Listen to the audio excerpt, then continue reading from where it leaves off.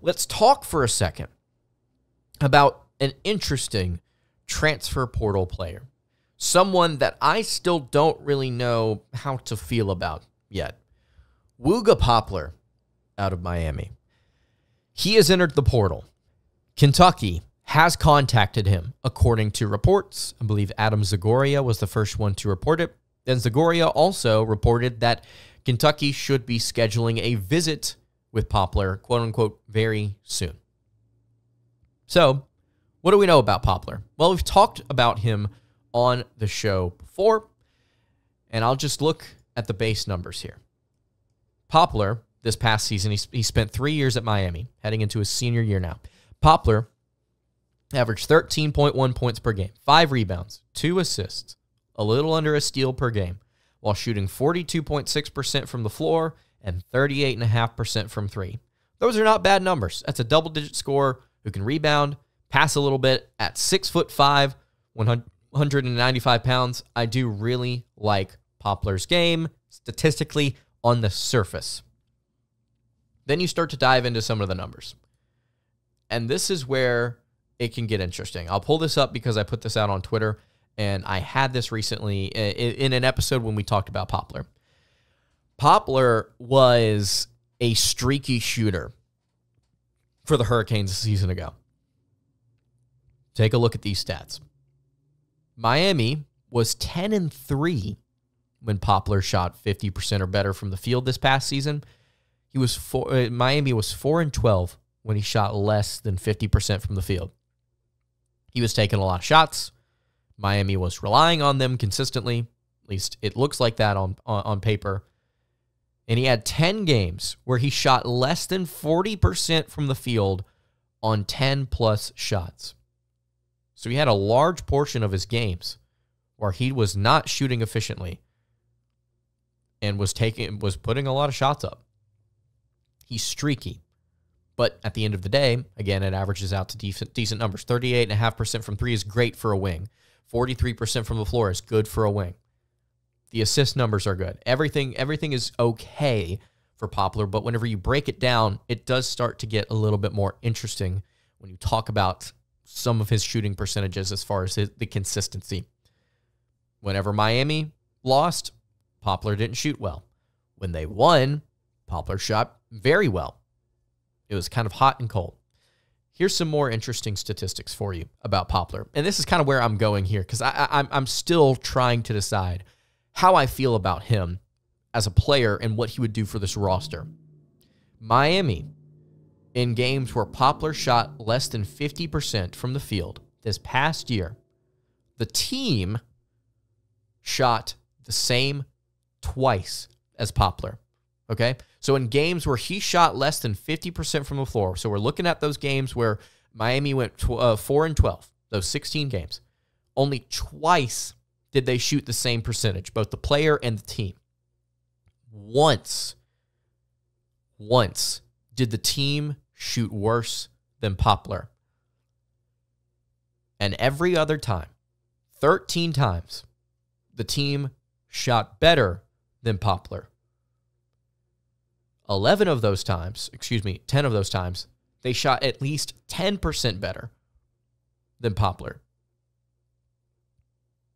And in 6 of those games, of those 13, the team actually ended up shooting above average from the floor minus Poplar, and Poplar shot pretty poorly.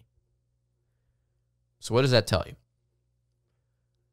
Miami, for the most part, had success shooting the basketball without Poplar, and they ended up losing those games anyway.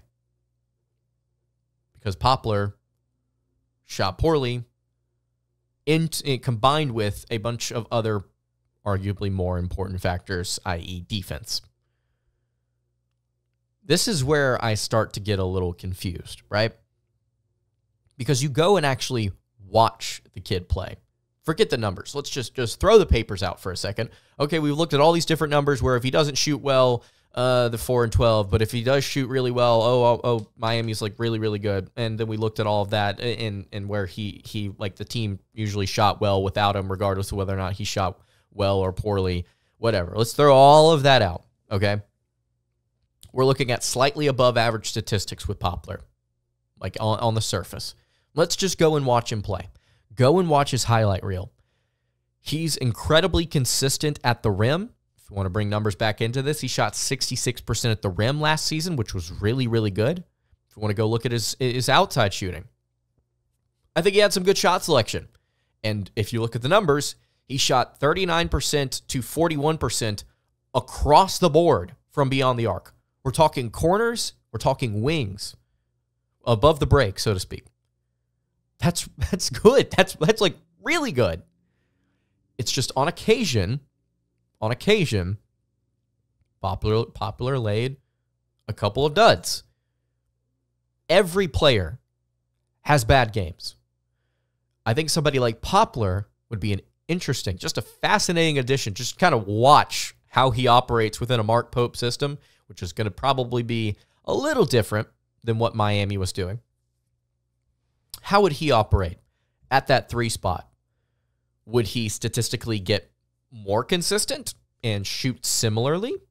Would he become less consistent because Kentucky's asking him to take so many shots from outside the arc? Would he stay the same? What would happen? I think that Poplar, as far as defense goes, I think he'd be a good addition. I think he'd be fine. I think that he's got the size, he's got the physicality, you can see it in his tape.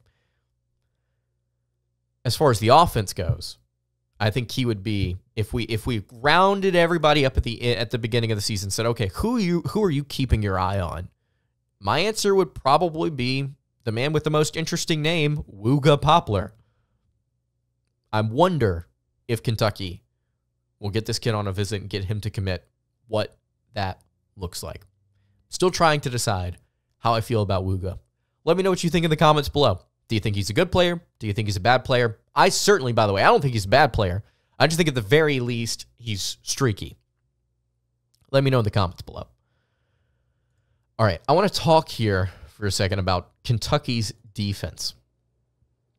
Because everything that Kentucky's done so far in the portal has screamed defense. For a coach that is known for his offense, Kentucky is really dipped heavy into the defensive-minded prospects. So we talked about Poplar. We talked about Brandon Garrison. Let's discuss here for a second the defense that Mark Pope could be bringing in.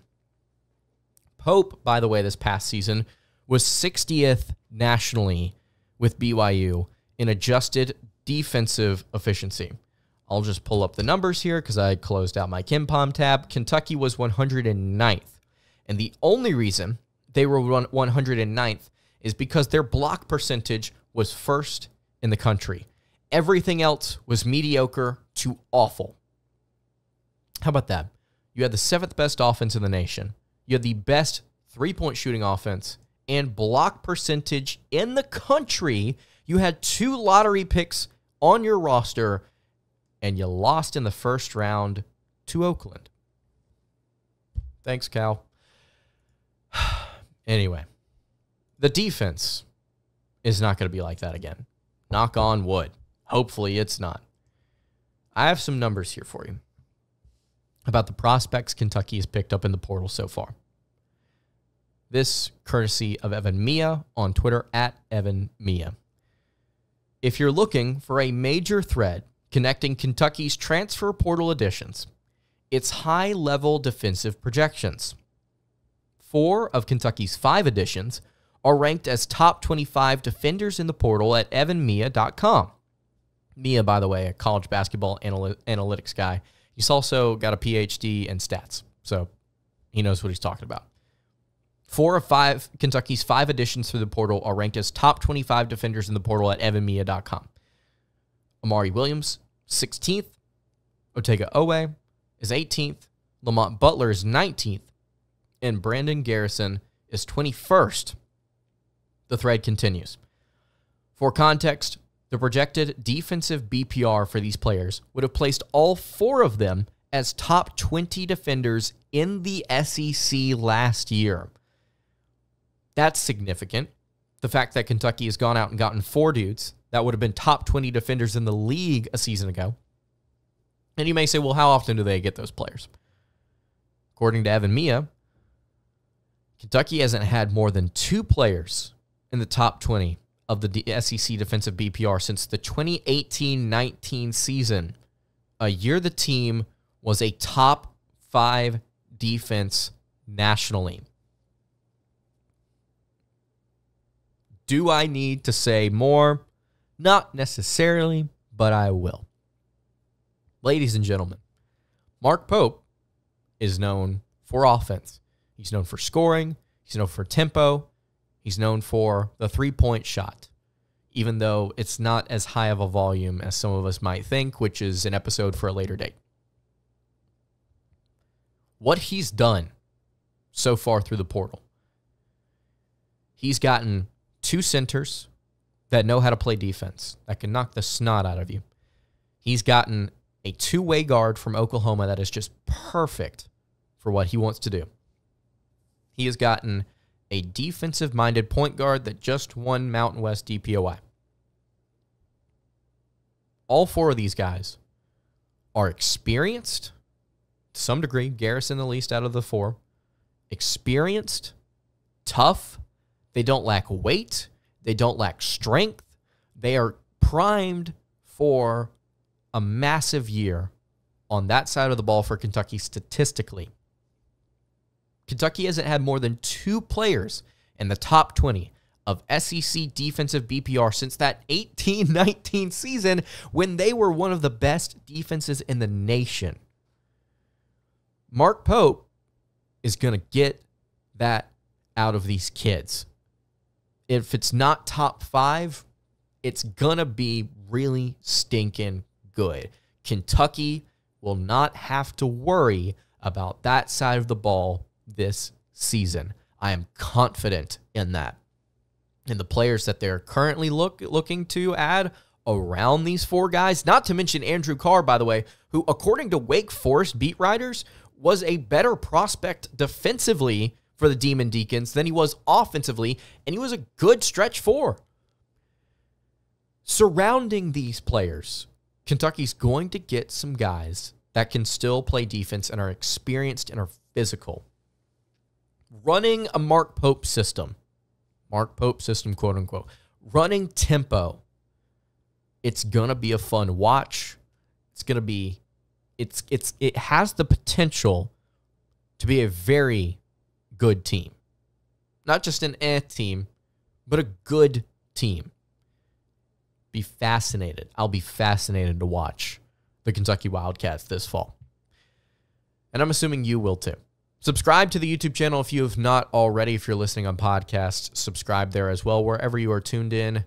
Apple, Google Play, which is now, I believe, YouTube Music, iHeart, Stitcher, anywhere you're subscribed, I would appreciate it. All right, that's going to do it for today's episode of Locked On Kentucky. You can follow the show on Twitter at Locked On UK. You can follow me on Twitter at @LanceDahl_, and you can follow the show over on Instagram. That is at Kentucky Podcast.